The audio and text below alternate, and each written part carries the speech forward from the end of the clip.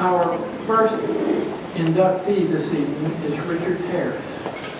Richard will be introduced to us by Mike Lewis. Mike grew up in Jacksonville, Florida. Mike had planned to go to the University of Florida until his mother found out that she thought it was a party school. Fortunately for us, Mike played 4 years at University of Alabama. He was a teaching pro in Opelika for years and is widely known for teaching a ton of juniors. There was never a weekend that he wasn't somewhere with a van full of juniors, and I'm sure at this point he's taught third generation juniors.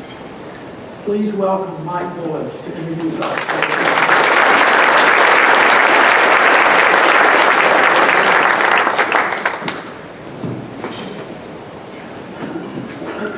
Thank you, Jeff. I first met Richard, and I didn't find this out until this afternoon, when he played his first tennis tournament in Opelika, Alabama. He either wasn't very good or his mother was very nice, because I did not remember him. And Richard had a successful junior career in the state of Alabama and the South. And he went on to play college tennis, walked on and went on to play college tennis at SMU. Kind of followed him. And then he's won 2 4.5 Southern championships with his team. He's coached 2 ladies teams to win 4.5 championships. And that's enough of that Google stuff, Richard. Richard knows I can't operate a computer, so. I kind of want to talk to you about Richard, about 3 things: his passion, his integrity, and his love of the game of tennis.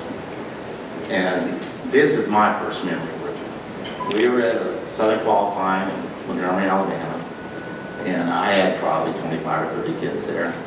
And we were standing there watching some tennis matches, and Richard was probably about 15 yards to my right. And all these people were whispering all day about some nut job from a chair at somebody. And since a lot of people call me a nut job, I wanted to go meet the guy. So I went over and said, "Hey, are you Richard Harris?" And he said, "Yeah, and who are you?" And so I introduced myself. And I said, "Did you really throw a chair at this player for, double Carlton on match point?" And Richard kind of looked at me and goes, "That's just a rumor." And I said, "Well, that's good." And he didn't know at that time. I thought it was a pretty cool move. And so, anyway, so at that time, from then on, Richard and I became friends. We followed each other all over the South chasing junior tennis players. So I don't know of anybody with more passion for teaching tennis than Richard Harris. I'm really worried sometimes that people thought that, he might have been a little wild and crazy. But I was there when 5:30 in the morning, some neurotic junior tennis player couldn't get a forehand, and Richard would get up before sunrise and hit forehands till we all started warming up. And then at 10 o'clock at night, messing up my beer drinking, we'd have to go out and hit serve with some child that lost the match and didn't think he could play anymore. And I will never forget that. I hope everybody in this room realizes, how passionate Richard is about tennis. And the second thing, this is probably kind of an oxymoron, but Richard's integrity is unquestioned. I was in Memphis one time, and as it didn't happen very often in the Southern tournament, but Richard and I had 2 players that played each other. And we didn't have time to stand there and watch every point, and so we were wandering around, and Richard's player won. He came by and said, "Hey, Mike, did this player say anything about some bad line calls?" And I kind of, said, no, I didn't hear anything about it. But later on, of course, my player said, no junior player loses, they get cheated. He said that the guy made a few bad line calls. Well, about 3 weeks later, we were at a tournament, and I noticed this player wasn't with Richard's group anymore. And kind of find out, Richard had a conversation with him, and they didn't see eye to eye on this, and so he was no longer in Richard's program. And, I don't know very many tennis pros in my career that would actually stand up and do something like that. And the last thing I want to tell you about Richard's love for the game of tennis. We were in Augusta, Georgia, at Mayor's Cup, probably about 25 degrees outside, wind chill was 0. And about 5:30 in the morning, warming up and stuff. And then we went chase kids all around Augusta, Georgia for 12 hours or so. And it's about 10 o'clock, 10:30, and I'm just totally exhausted. Of course, I'm a lot older than Richard, but I'm totally exhausted, and I'm going to go up to the room. And so I'm thinking, well, it's kind of late, because my kids got to be late, Richard may be asleep. So I go mosey up the room, and I kind of open the door a little quick, and Richard's sitting there eating a pizza with the TV on, the damn tennis channel. Well, hey, Mike, it's been 4-set in Australian Open, 2 guys with 20 consonants in their names are playing tennis, and I'm good night, Richard, and I went to tennis. So anyway, this is my good friend, great tennis pro, Richard Harris.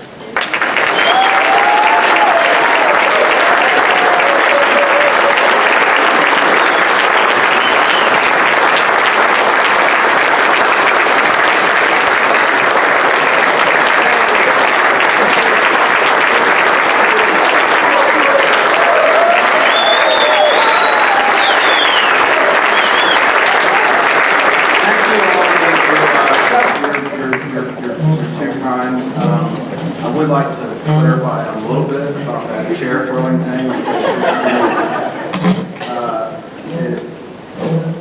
Here's what happened. So we actually had a tournament at Lakeshore, and it got rained out on Sunday afternoon, and so we'd like to get our tournaments finished. You know, we could have written it off, and I'm like, look, we had 2 local kids, and one of them was our kid, and so we scheduled the match for Wednesday afternoon at like 5 o'clock, and she was going to be playing for one of her rivals that I really wanted her to beat. And you know, we get to running daily practice and all this stuff, and then all of a sudden this girl shows up for the match, and I'd forgotten that I needed to warm up my student for the match and talk to her and all this stuff, and she got destroyed, and I was really mad at myself. So I was walking by the Coke machine, and I kicked the chair into the Coke machine, and then I went out and I jumped all the kids, you know, and I was, you know, but I didn't throw a chair. So just so we're clear on that. So that was good. Anyway, thanks for being here. I'm humbled and honored to be included in such an outstanding group of individuals that have done so much for tennis in the state of Alabama. I'm not sure I'm worthy. I really appreciate being included in such an outstanding group.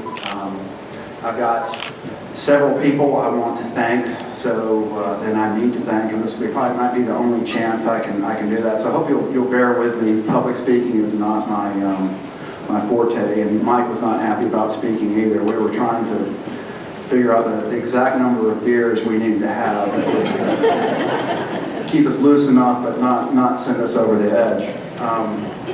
Obviously, I'd like to start with my family seated over here. My sister Susie, my parents Sarah and Rex, and there's my brother-in-law Ralph, and my nephew's somewhere in here. He's probably not happy, but anyway. But I actually was never even interested in playing tennis. It didn't appeal to me, but my sister played, and I kind of owe everything to her in a way, because she played and had a weekly lesson, and for some kind of conflict came up, and they said, well, do you want to take a lesson? And I didn't, but I said yes, and somehow from there, tennis stuck with me, and I developed an affinity for it.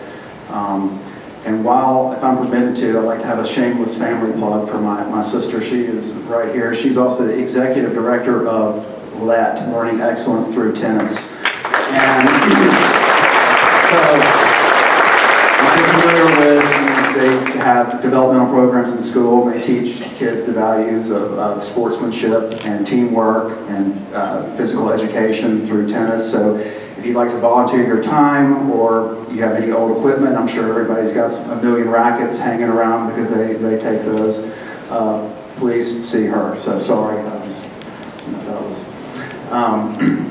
anyway, on to my parents, who I could spend, who've been incredibly supportive of me and my sister and everything we've ever done. I guess it's a lot easier to make it in your career when you know you have the blessings of your parents. And my dad in particular has achieved a lot, orthopedic surgeon, but I just say that because he's never pushed me in that direction, and neither did my mom. They always wanted us to pursue what we loved. And a good example I'll tell you about my mother. my dad called me randomly. This was, I can still remember this, just years ago. And he goes, "You should have seen your mother last night." He was there at one of their swanky dinner parties or cocktail parties. And somebody came up to my dad.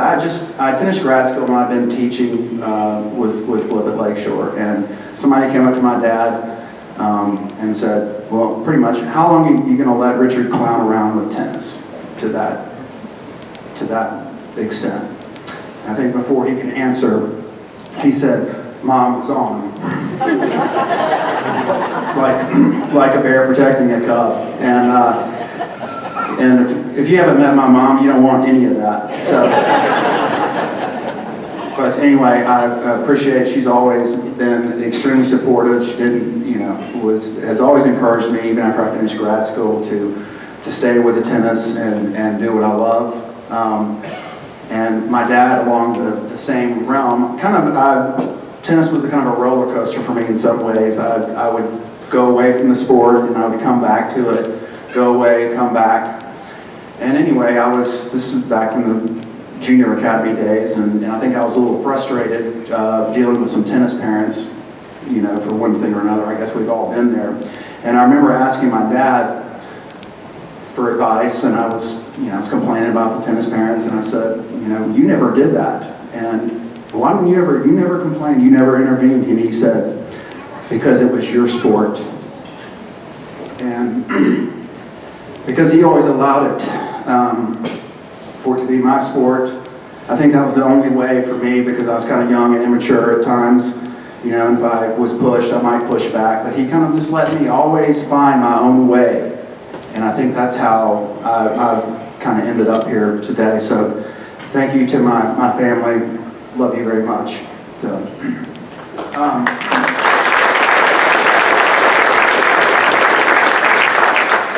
and I guess moving on from there, without a doubt, the person who's influenced my career the most is my longtime junior coach, Tim Van. And you guys know Tim. He's an incredible player, probably the best volleyer you've ever seen in your life, and All-American at SMU. Great teacher. Has been a friend to me through the years since I've been doing this. And somebody I can get advice from.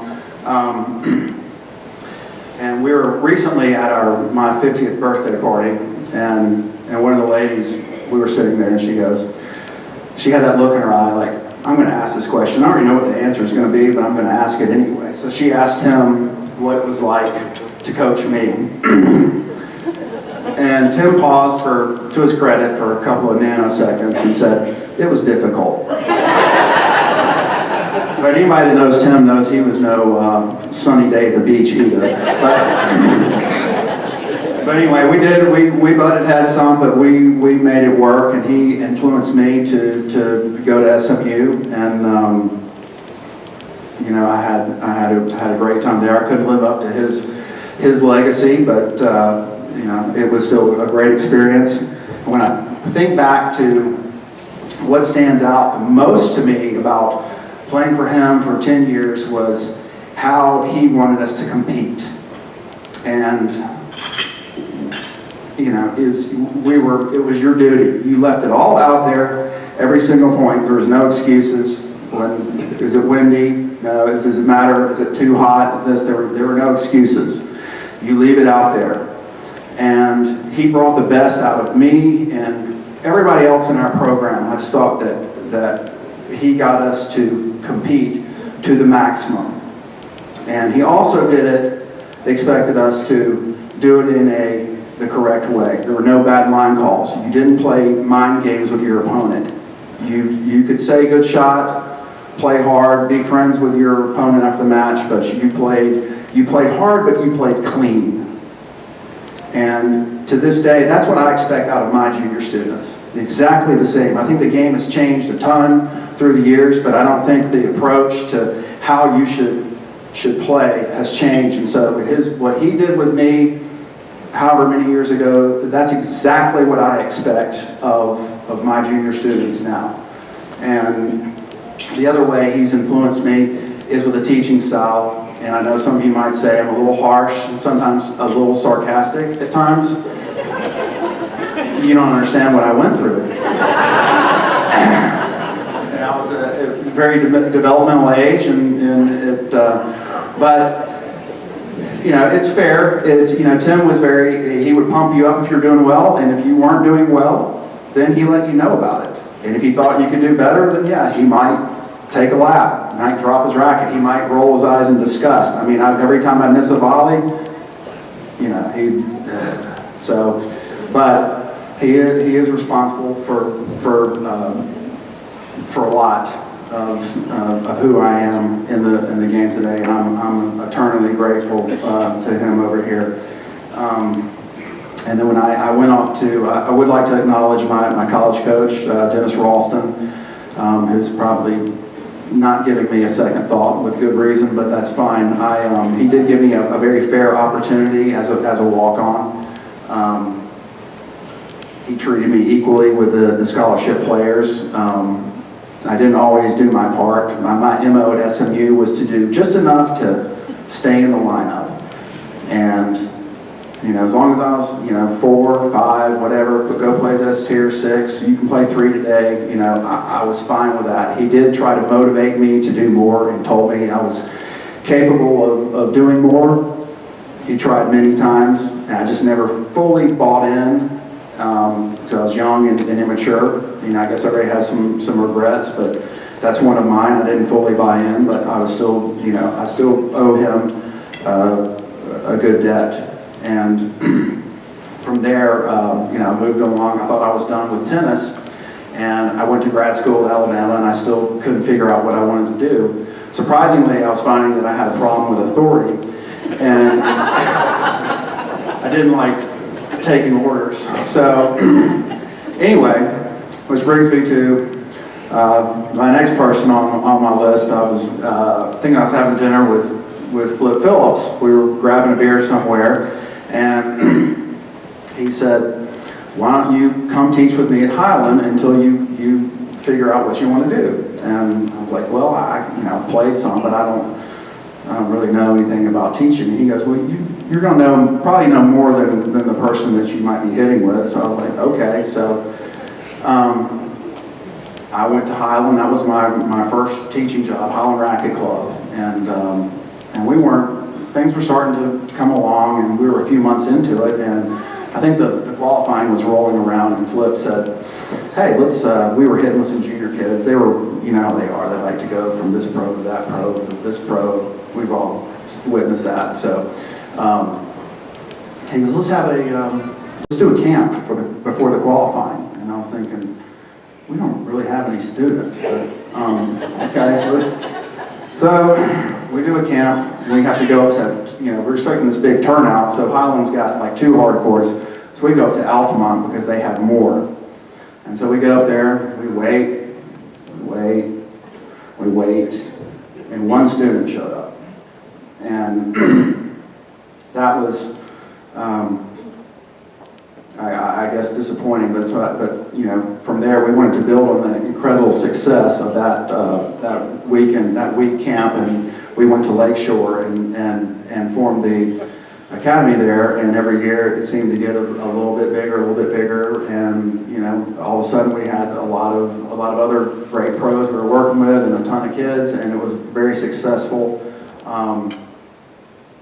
And it was I appreciate some of those students are here tonight. They're part of some of our first classes, or I guess for lack of a better word, but some of them here are teaching in the Birmingham area. Stephanie Ginsberg, Joey Unkenholz, Hunter Perry, Joseph Boba. Appreciate their hard work and being part of our first program. Anyway, from there, I need to thank. I've kind of got done with academy tennis, and I wanted to transition into club tennis, and so which brings me to Dan Lucas, who was gracious enough to hire me I worked a year here at Vestavia, and then I went to River Chase to work for Dan, who was absolutely a great boss. It was one of the most fun times I've ever had teaching, because Dan and I would just make it our mission to crack each other up every day, and we had great times there. I'm not sure the membership thought we were as funny as we did, but I learned a lot from watching Dan. How he interacted with the membership, how he interacted with the management, how he interacted with fellow staff members. He's always very calm and collected, and no matter what was thrown at him, he maintained the same persona. And obviously I need to work on that, I guess, because Eric Stafford would agree, because he's always telling me to calm down. But Dan was the kind of the model for what I think a good boss is. He was very generous financially. I can remember him when first day I showed up, he goes, "I'm not going to sit here and watch you out the window and take your money. Your money is your money. Go work hard." And that's the kind of and he let me be me. He didn't tell me how to teach, even though our styles were different. I was a little more modern. He was a little more Paleozoic era,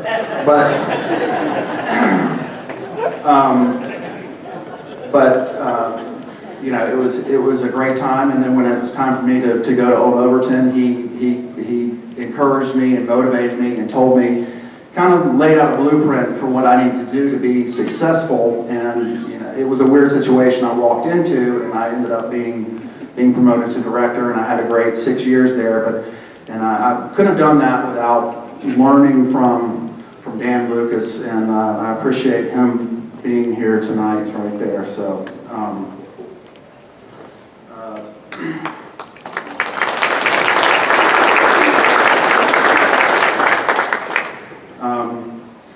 Bellotas de la Muerte. Doesn't mean anything to you. We've got to work on our brand, but those are my USTA teammates. That means acorns of death, by the way, in Spanish. And I want to talk to these guys, bring these guys up, because I think when you're a tennis pro, you spend so much time teaching, grinding, working on the courts, doing all that. So the last thing you really want to do is, in your spare time, is do what? Play tennis. And somehow these guys got me involved. Rick Gaynor and Bill Lawrence, the longtime captains, and then over there Andy Beckman and Anthony Blake. Appreciate them being here, but they got me involved in it, and I'm very grateful. They gave me a chance to be a better teammate than I was in college. It was a great outlet. We've taken many a road trip and had some great times. So I would encourage any one of you teaching pros or that's on the fence about playing USTA, find the right bunch of guys, and you'll be grateful. I was less grateful when Rick and Bill dumped the captaincy on me, and I want to call out Rick Gaynor now. He said he wanted to stand up and he wanted me to say, if there's any reason for me to get kicked out of the Hall of Fame, it's because I'm 0-3 against Rick Gaynor. So, go ahead, stand up, Rick. Everybody, you good? I can admit I'm 0-3 against Rick Gaynor, and I'm okay with it. He's a good guy. And bringing me back to Mike, who's been a mentor and a friend, and I did play my first junior tournament there. And Mike's he's been through it all, he's seen it all, so he's always been someone that I could call for good advice. And he's always steered me in the right direction. And now that he's retired, and I'm kind of finding my way. We just kind of try to find time to drink beer together. But he's somebody that I have the utmost respect for. How much you wouldn't believe how much his kids love him. It's incredible. And if every pro could have their kids love and respect them a tenth as much as you know, how Mike's kids see him, it's amazing. But I'll shut up about him because he's going to kill me anyway. But going from there, I would like to move to the River Chase people. I'd really like to thank Eric Stafford and Dave Roberts in particular for thinking I'm worthy of being in the Hall of Fame. I think they kind of nominated me and had to do a lot of work to. I hope it wasn't too expensive. And but I do. They put in a lot of time on my behalf, and it's something that I can never repay. I really appreciate their time, and they all do so much for us for River Chase on a day-to-day basis. To the River Chase membership that's here, your passion and commitment to tennis, and you know, we're all trying to build the program to where we want it to be. I mean, it's unmatched, your passion and commitment, and I know we have setbacks, but I appreciate the opportunity to lead the program, and I'm confident that we will get the program to where we want it to go. I'd also like to thank members from Old Overton. I kind of fell into a hard spot, you know, following a legend there, and they embraced me and gave me a great opportunity, and I had a wonderful 6 years there, and they're still my friends, and I appreciate that. And also thank you to all the non-members who followed me through the years, and I know I teach in some remote areas sometimes. I appreciate you driving out to see me and work on your game. It is most appreciated. And I just want to also I'd like to thank the River Chase staff in the back for coming out. It was kind of a surprise, and sitting through this speech and all this, because I think their collective tennis knowledge barely moves the needle. But they are a great group to work with. We kind of paddle in the same boat every day, and I really appreciate their friendship and them coming out here tonight. And then I'm going to leave you with two things. One, lesson rates are going up. I'm in the Hall of Fame. And two, you know, I'm 50 years old, and I think I have a lot of time left, and so I hope that I can, in these coming years, that I can continue to achieve and accomplish in this industry and continue to be worthy of this honor. So once again, I'd like to thank my family, every coach that's ever spent time with me and tried to help me, every coach I've worked with. I need to acknowledge Lizzie Jeffcoat, who couldn't be here. She's been a good friend and colleague, and my tennis mother, Bootsy Garrett. Where's Bootsy?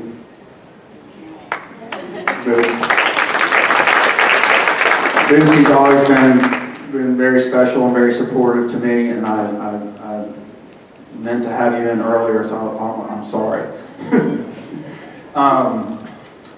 Anyway, all the kids that have worked extremely hard, whether it be making a high school team or trying to play college, just trying to play for fun, I appreciate your hard work. And to all the ladies that put up with me on a daily basis, and anyway, this is like a team award, you know. I don't get here by myself. I got here because of all of you, and I appreciate your time and your support, and thank you for being here.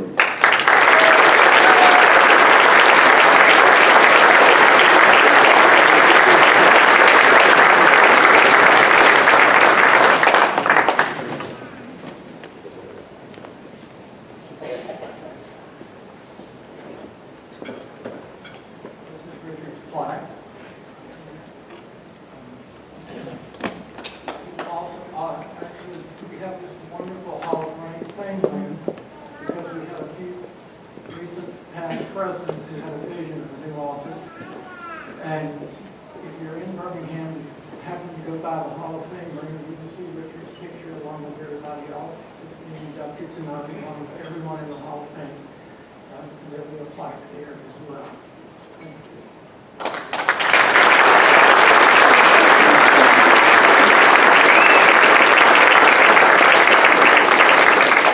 An hour lesson with Richard must be a really good thing. I gave Richard 5 minutes for his speech, and he took 25.